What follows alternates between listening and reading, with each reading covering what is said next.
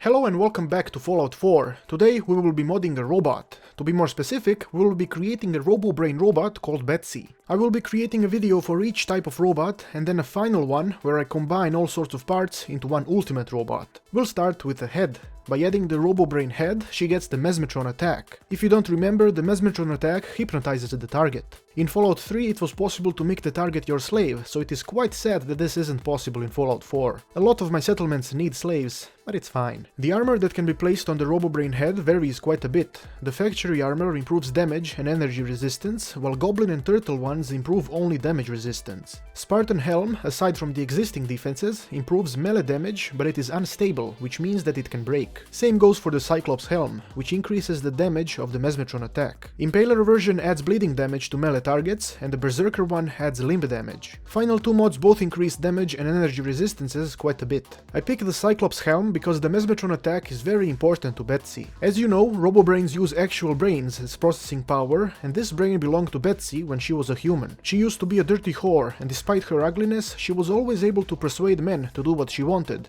and therefore this head design is the only one that makes sense. Her Robobrain torso can have front and rear armor as well as a special mod. The front factory armors come in two types, the standard one and storage, that increases carrying capacity. The primal rusty plate has increased damage resistance at the cost of carrying capacity. Same goes for the grim serrated plate that also adds bleeding damage. The rest of the mods are all relatively boring and can either increase energy damage or resistances to damage and energy. I took the sinister hardened plate because Betsy had boobs, and this armor not only makes it seem like she still has boobs, but it also protects them. For the rear armor, I took the same one, because Betsy was a member of a circus. She was a dirty circus whore with many boobs. The additional mods that can be placed onto the torso are either tools or combat accessories. There's the hacking or lockpicking module, sensor array, recon sensors, radiation coils, stealth field, Tesla coils, resistance and regeneration fields. All of these are pretty self-explanatory, and Betsy has the radiation coils. The reason she has 4 boobs is because her parents did secret experiments conducted by Robert Jonesy, and when she was born, the damage was already done. She became a radioactive mutant freak.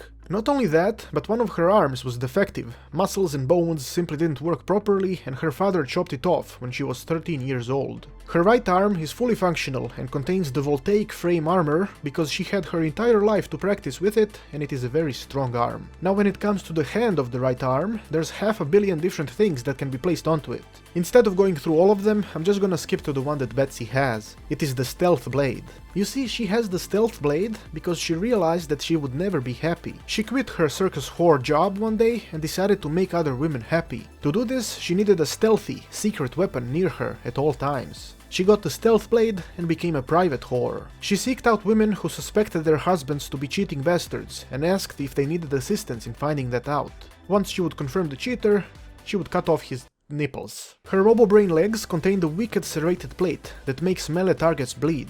Her radioactivity affected her genitals as well.